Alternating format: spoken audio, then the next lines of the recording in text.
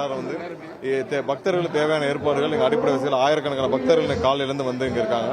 So அவங்களுக்கு தேவையான அனைத்து ஏற்பாடுகளும் சிறப்பாக செய்யப்பட்டிருக்கான்னு பார்வையிட்டு இருந்தோம். நேற்றும் எல்லாரும் வந்து கேட்டறிஞ்சோம்.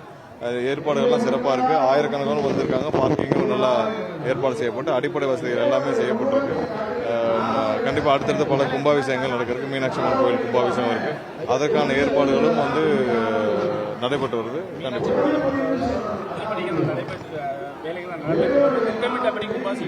கண்டிப்பாக திட்டமிட்டபடி நடைபெறும். அதில் எந்த டிலே இருக்காது. செப்டம்பர் 17 திட்டமிட்டபடி எந்த டிலே இல்லாமல் சிறப்பாக கும்பாபிஷேகம் நடைபெறும்.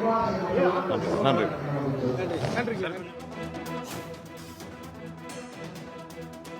மதுரையில் அமைச்சர் நிர்மல்குமார் செய்தியாளர்களை சந்தித்தார். அப்பொழுது குடமுழுக்குக்கு வரக்கூடிய பக்தர்களுக்கு தேவையான அனைத்து ஏற்பாடுகளும் முழுவதுமாக செய்யப்பட்டிருப்பதாக செய்தியாளரிடம் அவர் தெரிவித்த அந்த நேரலை காட்சிகளை பார்த்தோம்.